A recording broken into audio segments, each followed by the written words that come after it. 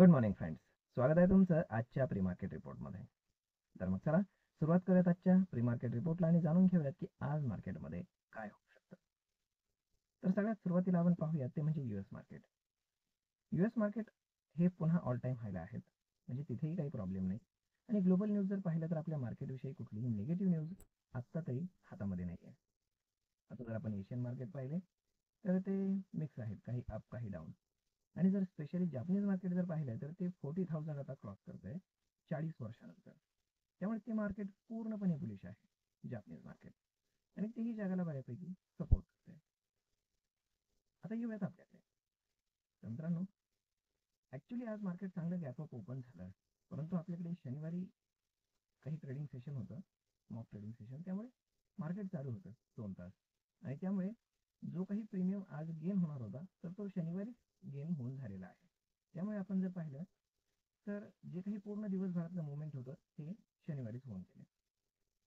आता आज जर आपण पाहिलं तर गिफ्ट निफ्टी त्यामुळे असं इंडिकेट करत आहे की आज फ्लॅट ओपनिंग होईल, परंतु ही ओपनिंग सुद्धा पॉझिटिव्ह असेल असं माझं मत आहे.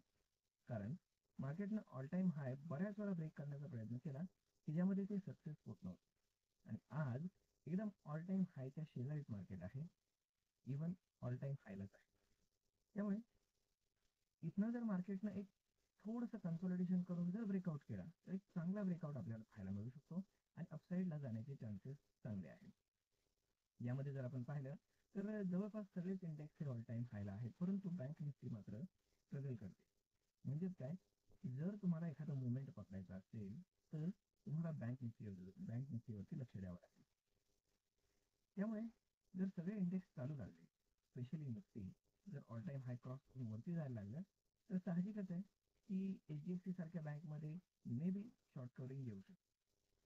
आणि मग जर चांगल्या पोझिशन्स बनायला लागल्या तर मग मात्र तुम्हाला बँक निफ्टी ही खूप जास्त पळताना दिसेल, कारण ती ऑल टाइम हायपासून बरेच खाली आहे. त्यामुळे ऑल टाइम हाय क्रॉस करून तिला वरती जायचं, त्यामुळे त्याला बरेच स्ट्रगल आहे. आणि त्यामुळे मध्ये गॅप खूप पेंडिंग असल्यामुळे तुम्हाला पाहायला भेटेल की रेजिस्टन्स फार वरती आहे, आणि यामुळे बँक निफ्टीवरती तुम्ही लक्ष द्यायला हवं. तर अशा पद्धतीने आज मार्केट राहू शकते.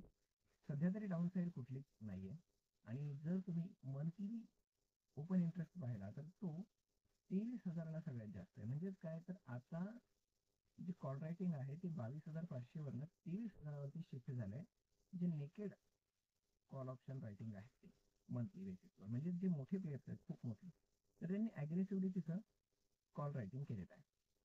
म्हणजेच काय की आता 22,500चा जो हर्डल आहे हा थोडासा वीक होताना दिसतोय. आणि जर आपण डाऊन साईडला पाहिलं तर फुट रायटिंग जे आहे तर ते 21,000 आणि 21,200 वरती चांगल्यापैकी असलेलं आहे. म्हणजे खाली एक बेसिक सपोर्ट आपल्याला बनलेला पाहायला मिळतो, आणि वरती अगदी 23,000, म्हणजे मध्ये भरपूर रेंज आहे मार्केटला फिरण्यासाठी. आणि सध्या तरी टेक्निकली मार्केट बुलिशच आहे, त्यामुळे शॉर्ट करण्याचा बिलकुल प्रयत्न करतो. जर करायचं असेल तर काही लॉंग पोझिशन तुम्ही क्रिएट करू शकता. तिथे at the time of market कशा पद्धतीने चार्ट पॅटर्न्स बनत आहेत आणि कुठल्या लेवल ब्रेक होत आहेत त्याप्रमाणे. आय होप तुम्हाला ही माहिती ट्रेडिंग करण्यासाठी, इन्व्हेस्टमेंट करण्यासाठी नक्कीच उपयोगी.